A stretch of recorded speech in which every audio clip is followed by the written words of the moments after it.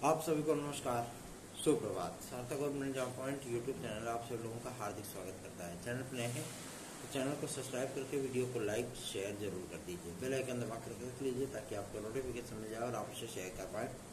सार्थक government job point YouTube channel का जो व्हाट्सएप नंबर है वो 9721271385 है। आप इस पर हमारे नोट्स आज बुक कर सकते हैं। साथ ही साथ अपने प्रतियोगी जीवन की समस्याओं को हमसे डिस्कस भी कर सकते हैं। आपकी यदि प्रतियोगी जीवन की कोई समस्या होगी तो उसके निराकरण हेतु हम लोग प्रयास करेंगे, अधिकारियों तक आपकी बातों को पहुंचाएंगे। साथ ही साथ जनप्रतिनिधियों तक भी आप सभी लोगों की मांगों को, आप सभी लोगों की बातों को पहुंचाया जाएगा। चलिए खबरों की शुरुआत कर लेते हैं। फटाफट आप सभी लोग सारी अपडेट देंगे, इसलिए चैनल की इस वीडियो पर आप सभी लोग एंड तक जरूर बने रहें। खबरों की शुरुआत कर लेते हैं। शिक्षक फर्जीवाड़ा, ये एक कहते हैं, हमने कल कहा था ना कि आरोप पकड़े गए हैं। जो विद्यार्थी योग्यतम है वो विद्यार्थी बेचारे ये सोच रहे हैं कि हाँ वेटिंग लिस्ट में सीटें खाली होंगी, हमारा जो है मतलब होगा, हमारा भी नंबर आएगा। और जो व्यक्ति अयोग्यतम है ना, जो अयोग्यतम है, अयोग्यतम से अयोग्यतम है, वो फर्जीवाड़ा करके जो है आपकी सीटों को आहरित कर ले रहा है। ये मामला ऐसे नहीं सामने आता। ये मामला जब याचिका पे वेरिफिकेशन का मामला सामने आया, वेरिफिकेशन स्टार्ट हुआ, तब ये पकड़ में आया है। सोचिए, इतने सारे पदों पर, प्रवक्ता के पदों पर, प्रशिक्षित स्नातक के पदों पर लोग जो अयोग्य हैं वो नौकरी कर रहे हैं, वो आपकी सीटों को दबा करके बैठे हुए हैं। आप बेरोजगार हो, कोई दिक्कत नहीं है, लेकिन वो तो रोजगार परक हो गए हैं। तो ऐसी ही परिस्थितियां बनती हैं कि विद्यार्थियों का अधिकार, उनका हक, जब तक कि कहीं कोई चीजें मतलब गुत्थी का एक धागा पकड़ खींचिए तो पूरी गुत्थी खुल जाती है, वही कंडीशन है। ठीक है ना।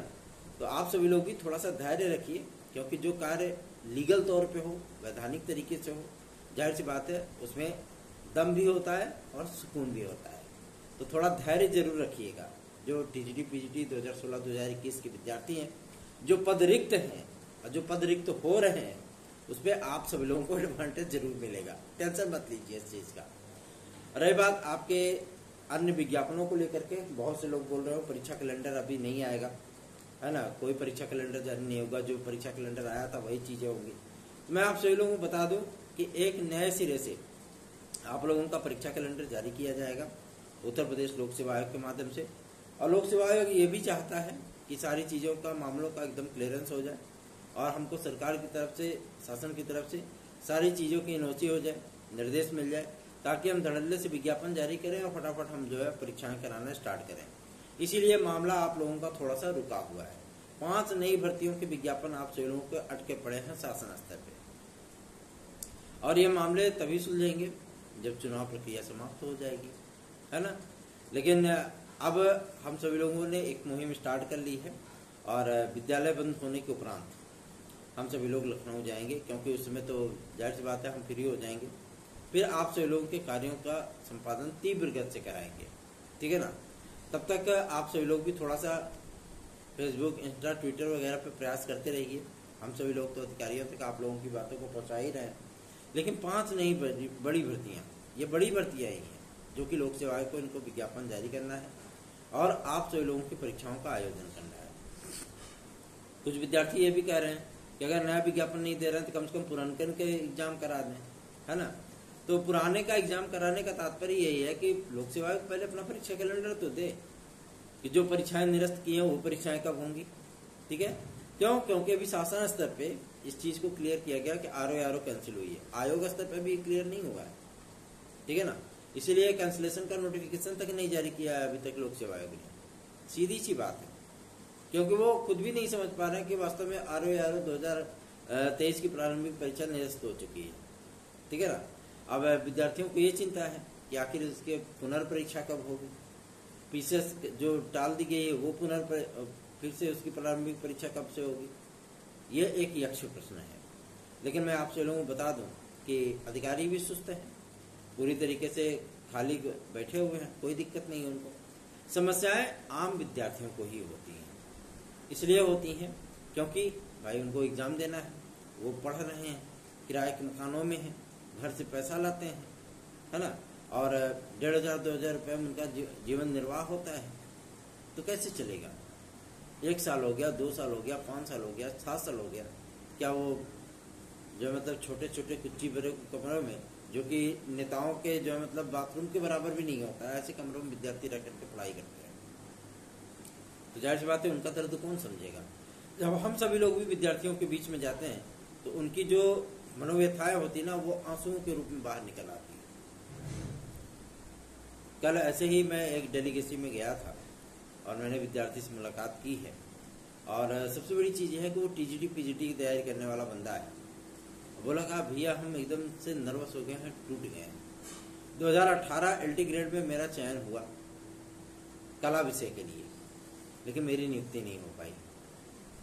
पूरे परिवार में, पूरे नातेदारी रिश्तेदारी, पूरे गांव भर में हो गया ये चीज़ कि फलाने का लड़का नौकरी पा गया, राजकीय में लेक्चरर हो गया, अध्यापक हो गया सरकारी विद्यालय में, और जब नियुक्ति की बारी आई तो कुछ भी नहीं। क्या लोग आज भी हंसते हैं, और उनकी जो हंसी है वो टीस बन करके जो है नासुर बन करके सीने में चुभती है। उसके मन की जो व्यथाएं थी उसको बहुत ज़्यादा ढांढस बताया गया, और इस बात का यकीन दिलाया गया कि हम सभी लोग प्रयास कर रहे हैं, बहुत जल्दी ही आप सभी लोगों की परीक्षाओं का आयोजन होगा, फिर से आपकी एलटी ग्रेड आएगी, फिर से आपका जीएसटी लेक्चरर आएगा, खंड शिक्षा अधिकारी आएगा, टीजीटी पीजीटी का नया विज्ञापन आएगा, और साथ ही साथ टीजीटी पीजीटी 2022 भी फाइनल होगी। आप लोगों को मैं इस बात के लिए आश्वस्त करना चाहता हूं कि आप सभी लोगों के मेहनत को कभी भी जाया नहीं होने दिया जाएगा। आप लोग मेहनत कर रहे हैं, वो सफलता प्राप्त करने के लिए पर्याप्त होनी चाहिए, बस बाकी सारी चीज़ें आप अपने भाई पे छोड़ दो।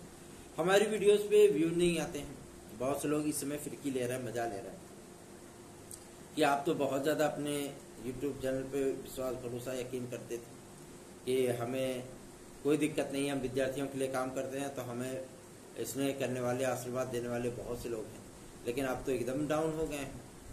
तो कोई दिक्कत नहीं, कहते नहीं है कि एक दिन घूर का भी वक्त आता है। घूर समझते हैं ना, जहाँ पे लोग साल 2 साल 4 साल 5 साल तक गोबर या मतलब घर का कूड़ा कचरा फेंकते हैं, लेकिन एक समय उसका भी जब आता है तो लोग ट्रैक्टर ट्राली लगा करके उसको सर पे उठा करके ट्राली में लोड करते हैं, फिर लेके खेतों में जाते हैं, है ना। तो कोई दिक्कत नहीं है, अप एंड डाउन ये जीवन का अपना एक शाश्वत सत्य है, कोई दिक्कत नहीं है।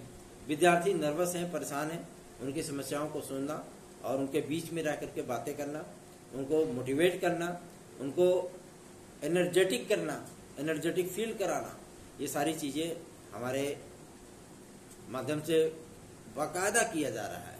आप सभी लोग मैं बता दूं, थोड़ा सा नर्वसता अपनी छोड़िए और भविष्य को पहचानिए, ठीक है ना।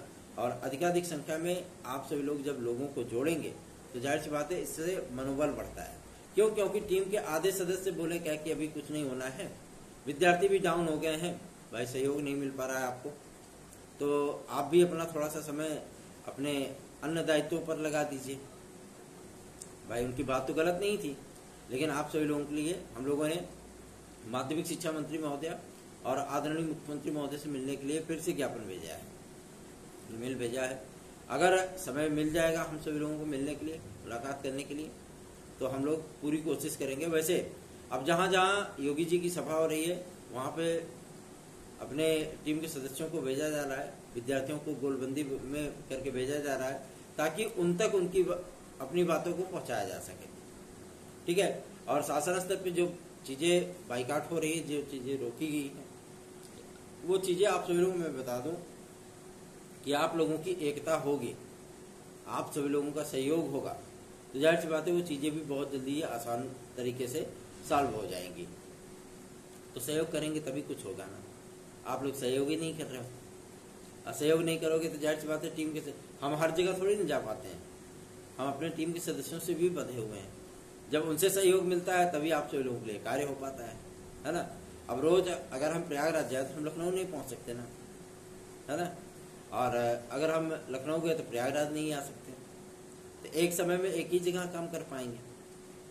विद्यार्थियों की समस्याएं इतनी होती हैं कि उनको भाई डिस्कस करने के लिए एक ही समय में भाई अधिकारी बैठते हैं तो उनके पास जाना पड़ेगा, सीधी सी बात है। आज हम सभी लोग पुनः लोक सेवा आयोग चल रहे हैं, जिन विद्यार्थियों को आना हो वो आ सकते हैं। हालांकि कोई धरना प्रदर्शन नहीं है, सिर्फ एक जानकारी लेने के लिए हम लोग जाएंगे और बातचीत करेंगे। वहाँ पे सारी चीज़ों को क्लियर किया जाएगा कि आखिर क्या मामला है, क्यों परीक्षा कैलेंडर नहीं आ रहा है, क्यों विद्यार्थियों की परीक्षाओं को स्टे करके रखा गया है, अघोषित बंदीकरण जिसे बोलते हैं, है ना। तो भाई कोर्ट में भी एक याचिका की जा सकती है बंदी प्रत्यक्षीकरण का, लेकिन विद्यार्थियों के लिए कब होगा ये चीजें, है ना। तो चीजों को थोड़ा सा सामान्य बनाने के लिए खुशनुमा माहौल बनाइए, अपनी तैयारियां करते रहिए, बाकी चीजें हम पे जोड़ दीजिए। टीजीटी पीजीटी 2022 के लिए विद्यार्थी पूछते हैं भैया इसका पेपर कब तक हो सकता है, तो आप सभी लोगों को 15 जून तक वेट करना होगा। 15 जून के बाद आप लोगों को तय समय पे ही एग्जाम शेड्यूल देखने के लिए मिल जाएगा। सारी जो महत्वपूर्ण पद हैं वो भर दिए जाएंगे, उसके बाद आप लोगों की प्रक्रिया को स्टार्ट किया जाएगा। क्यों? क्योंकि 1 तारीख से लेकर के 15 तारीख के बीच में ही ये जो समायोजन की प्रक्रिया, प्रमोशन की प्रक्रिया, ये तमाम चीजें चलती है ना, ये सारी चीजें आपकी कंप्लीट की जाएंगी। उसके बाद फिर आप लोगों का बल्ले बल्ले है, कोई दिक्कत नहीं है।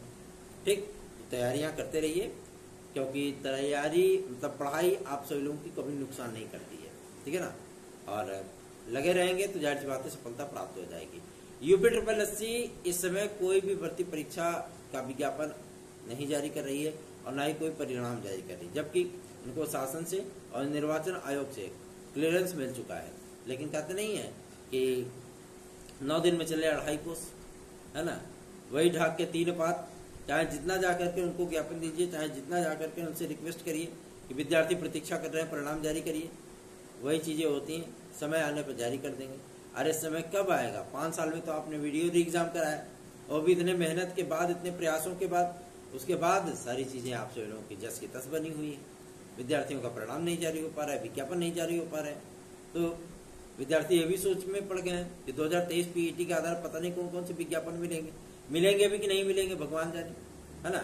और यूपी कांस्टेबल की जो पेपर लीक का प्रकरण था, आप देखिए, जब रक्षक ही रक्षक बन जाते हैं तो क्या होता है ना। कि मतलब भ्रष्टाचार करके नौकरी ले लो, और जो मेहनत के विद्यार्थी हैं, जो मेहनत करते हैं, वो विद्यार्थी बेचारे देखते रह जाते हैं। क्या करेंगे? सिस्टम ही ऐसा बन जाता है, आप नहीं दोगे दूसरा देगा, है ना। तो ये चीजें हो जाती हैं। भ्रष्टाचार को बढ़ावा समाज के ही विद्यार्थी, समाज के ही लोग देते हैं। क्या किया जाए? आप नहीं कराओगे, दूसरा कराएगा, दूसरा नहीं, तीसरा कराएगा। ये एक प्रक्रिया, एक चलन, एक चेन सी बन जाती है, जिसमें सिर्फ नुकसान होता है मेहनत के विद्यार्थियों का, जो मेहनत करते हैं, ईमानदारी से पढ़ाई करते हैं, 12-12, 14-14 घंटे किताबों में झुके रहते हैं, है ना। न उनको खाने की सुध रहती है, न नहाने की सुध रहती है, लेकिन फिर भी उन विद्यार्थियों को असफलता हाथ लगती है। क्यों? क्योंकि सिस्टम सही नहीं होता है। क्योंकि जब वो एग्जाम की तैयारी करना शुरू करते हैं, जब विज्ञापन आता है, आवेदन करते हैं, तभी से उनको लड़ाई लड़नी स्टार्ट कर देते हैं। बेचारे लड़ाई उनकी शुरू हो जाती है किससे? सेटिंग वालों से। जब एग्जाम हॉल में बैठते हैं तो जो है सालभरों से, एग्जाम हॉल से बाहर निकलने के बाद काफी सारे लोग ऐसे होते हैं जो कि कहते हैं अब हम करवावत ही वही गए कल्याण, है ना। तो हर जगह पे उनको मुसीबतों का सामना करना पड़ता है, और उसमें नुकसान किसका होता है? नुकसान सिर्फ और सिर्फ मेहनत विद्यार्थियों को होता है। देखिए, विज्ञापन आज लेने के लिए आप सभी लोगों को भी उत्साह दिखाना होगा, ठीक है ना। क्योंकि अकेले हमारे दम पे अगर हम शासन से क्लियरेंस करा भी लेते हैं, ठीक है, तो जाहिर सी बात है कि क्लियरेंस होने के बाद आयोग स्तर पे आके भर्तियां रुकेंगी। जैसी की बातें हो रही हैं कि मतलब शासन स्तर पर रोकी गई है, फिलहाल तो ऐसी मुझे जानकारी नहीं है कि शासन स्तर पर रोका गया है कुछ भी, ठीक है। और यदि रुका है तो वो भी क्लियर हो जाएगा बहुत जल्दी। और यदि शासन स्तर से एज रिलैक्सेशन को लेकर के या एज को बढ़ाने को लेकर के कोई दिशा निर्देश संबंधित भर्ती आयोगों को जारी किया गया है, भर्ती बोर्डों को जारी किया गया, भर्ती संस्थानों को जारी किया गया है, तो जाहिर सी बात है ये चीजें भी अब क्लियर होने चल रही है। तो जो हमारे ओवर एज के भाई बहन है, उनको भी थोड़ा सा रिलैक्स मिल जाएगा कि वो तैयारी करें या मूव ऑन कर जाए, है ना। तो आप सभी लोगों की समस्याओं के निराकरण हेतु हम सभी लोग अब पूरी तरीके से प्रतिबद्ध हैं। आप लोग प्रयास करिए, आप लोग सहयोग दीजिए, अपना आशीर्वाद दीजिए। हम सभी लोग पूरी तरीके से सजग होकर के आप लोगों के लिए प्रयास करेंगे। धन्यवाद। आप सभी का दिन शुभ।